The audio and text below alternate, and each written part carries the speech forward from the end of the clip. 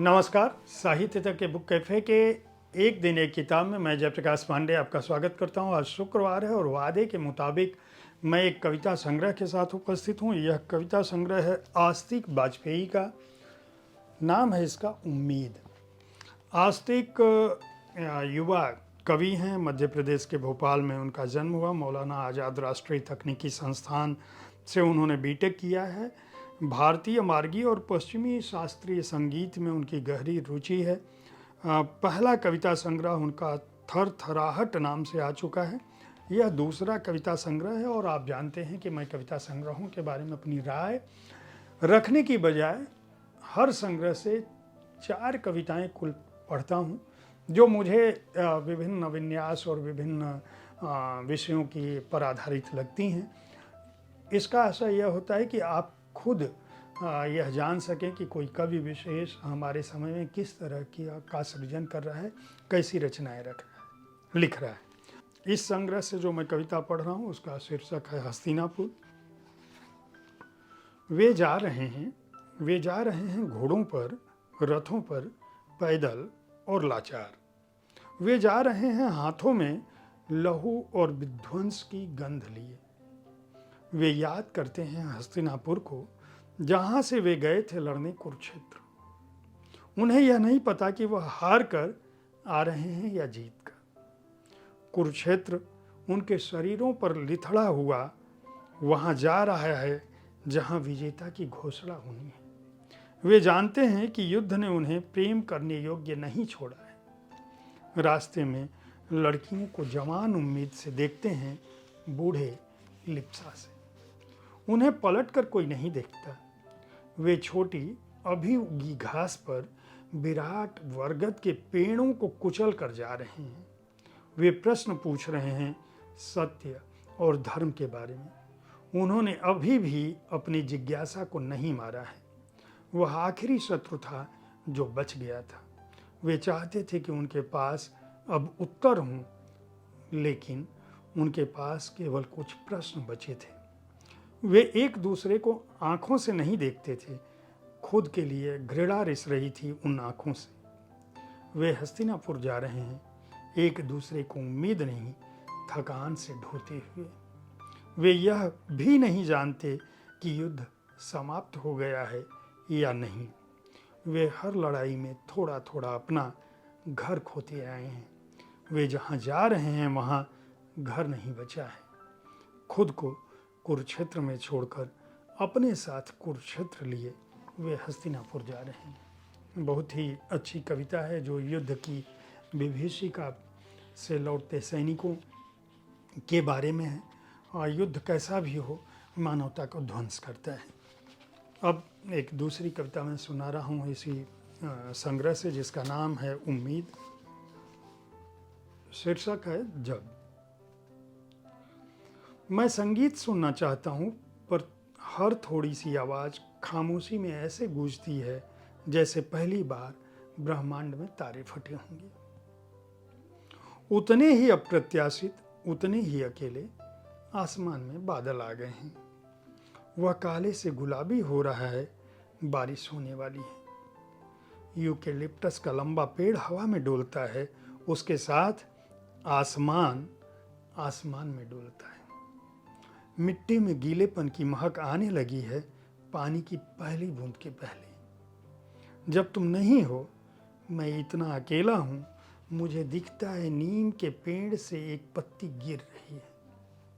रात के अंधेरे में, गहरे अंधेरे में जब पहले सपने आने शुरू हो जाते हैं या जब हमारी नींद खुलती है और हमें दूसरों को जगाने में संकोच होता है, एक पत्ती नीम के पेड़ से गिर रही है। एक चिड़िया की अकेली आवाज़ रात की खामोशी को भेदते हुए पेड़ों की सरसराहट में मिल जाती है। घास पर हवा पड़ती है और वह हिलते हुए कीड़ों को अपने भीतर फैली रात में ढक लेती है। सड़क की बत्तियां अपनी मध्यम रोशनी में सड़क के काले रंग से मिलकर एक दूसरे काले रंग की रचना करते हैं। यह तीसरी कविता जिसका शीर्षक है आखिर पुरखे।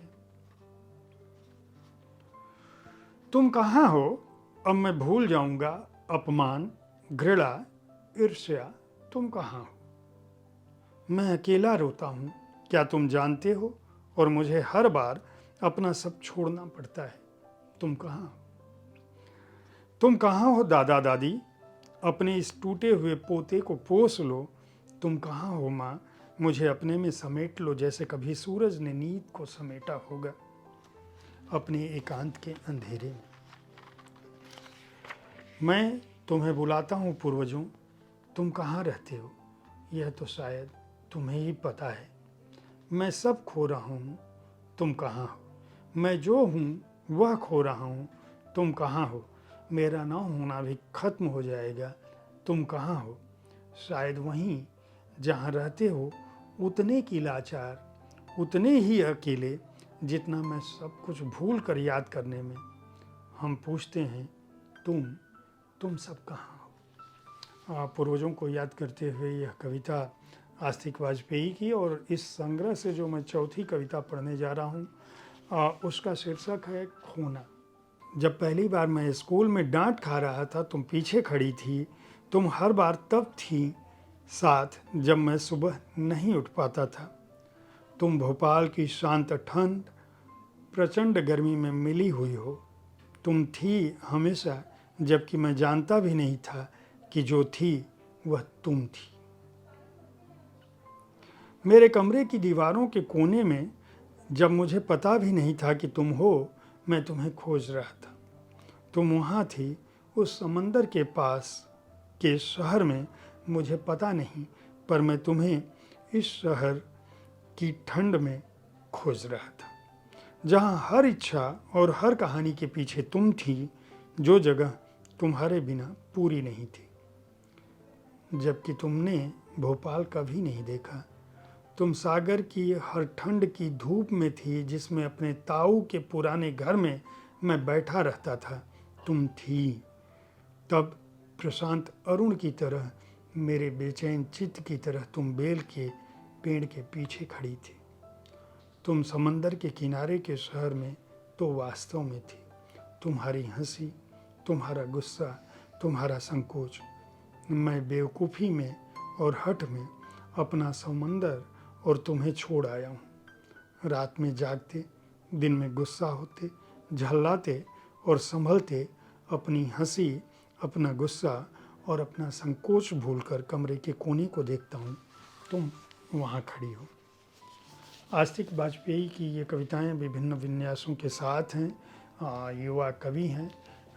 इन कविताओं से आपको ये इस बात का भान हो गया होगा कि वे किस तरह की रचनाओं का सृजन करते हैं। एक युवा कवि की काव्य दृष्टि और उसके रचना कर्म को अगर सराहना चाहते हैं आप, तो इस संग्रह को खरीद कर पढ़ सकते हैं। राजकमल प्रकाशन के हार्ड बाउंड संस्करण का मूल्य 395 रुपये है। उम्मीद है साहित्य तक का कविताओं पर आधारित यह कार्यक्रम आपको पसंद आया होगा। इस कार्यक्रम में मैं हर शुक्रवार को कविताओं की बात करता हूँ, कविता संग्रहों के बारे में बताता हूँ।